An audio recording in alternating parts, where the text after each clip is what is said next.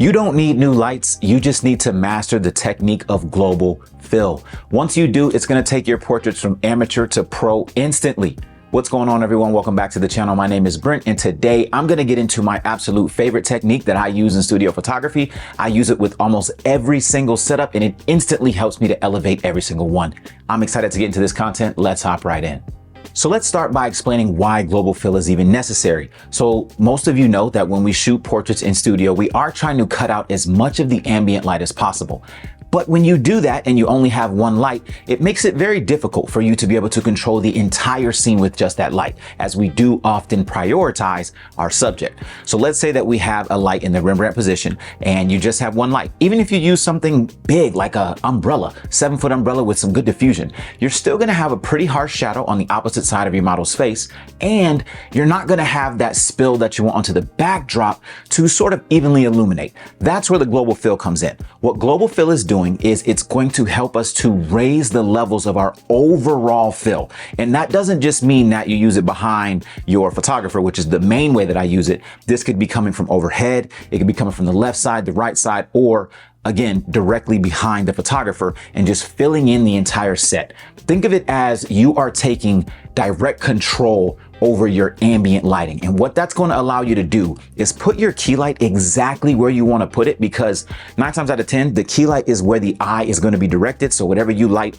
with that key light is typically going to be the most lit portion of your image, and it's going to allow that eye to go directly to it. But we don't want to have so much contrast that we just lose the plot, that we just completely lose all of our detail. And that, my friends, is where global fill comes in. It allows us to have a huge spread of light that's not going to take away from what our key light is doing and bring up our overall ambient, and we are taking control of that. Are you ready to elevate your studio photography lighting? Well, look no further. The Master of Light bundle is now available. Click the link in my bio. We will go over 36 different lighting setups, ranging from your typical one light setup all the way to 6 light creative lighting portraits. We're also going to be going over things such as light ratios and how to meter your lighting, and we cover strobes all the way to constant light. So whatever your flavor is, we've got it for you. I'm not going to waste any more time. Let's get back to the content.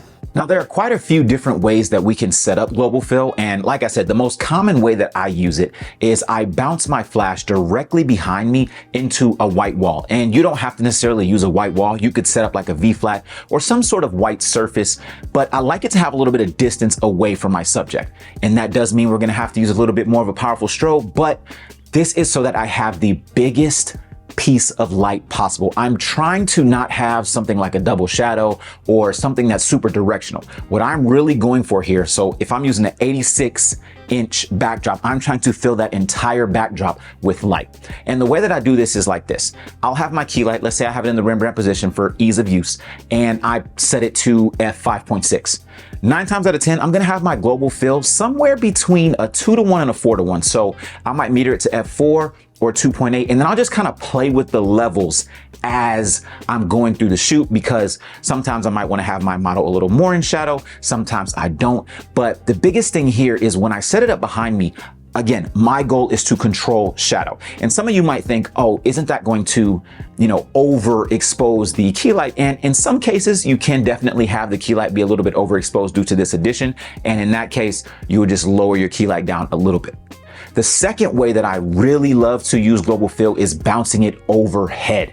And I've done this quite a few times. And honestly, the times that I did it, I was bouncing it into concrete. So that's not even the most ideal way to do it. Ideally, you would set something up like a scrim overhead, or if you're already in a building that has a bunch of white walls, lucky you can just bounce those strobes right into it. And 9 times out of 10, when I do it this way, I typically use 2 strobes, just so I'm making sure that I get a nice dramatic and a even illumination of fill.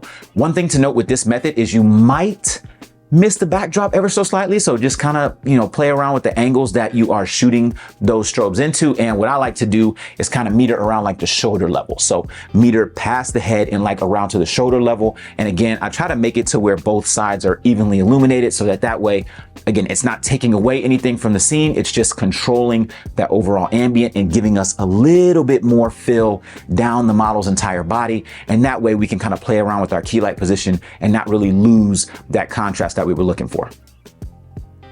The last and final way that I personally use global fill, and another way that you can use global fill, is using it off to either side.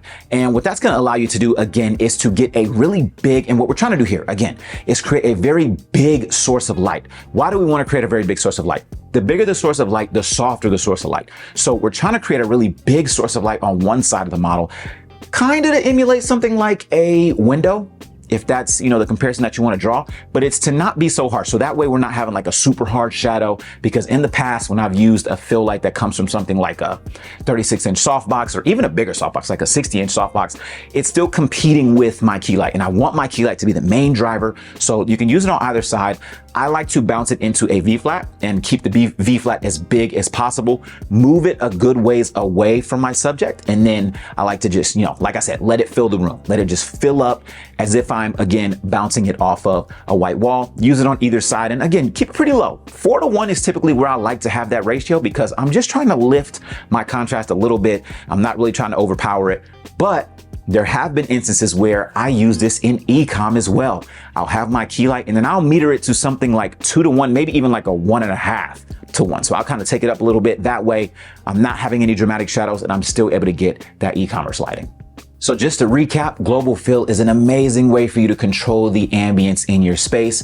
You can do this by bouncing, and you can also do it with a large modifier. Just kind of moved a little further away from your subject. Maybe something like a scrim where you're using a large piece of diffusion, something like a 12 by 6 by 8 by. Make sure it's a nice big surface, because we are trying to get something large and soft. This is a great way to add in some control into your setups, and it's not only used with one light setups. I want you to understand that I use this in 2, 3, 4, sometimes even 5 light setups, but I really love to push it to people who have just finished mastering that one light. You've really hammered in and kind of learned what it is that you like to do with your one light setup, but maybe sometimes when you have your light in a certain position, it's not giving you what you want in your overall image. And now this is something you can add into your bag of tricks that will instantly help you elevate those portraits. That's going to do it for today's video. If you found this helpful and you want to learn more lighting setups like this, it is something that I cover in the Master of Light bundle, which you can find linked below. 36 different lighting setups: creative, regular, constant lights, strobes, mixed, doesn't matter. Whatever flavor you need, we have you covered. Don't forget to like, share, comment, and subscribe, and I will catch you all in the next video.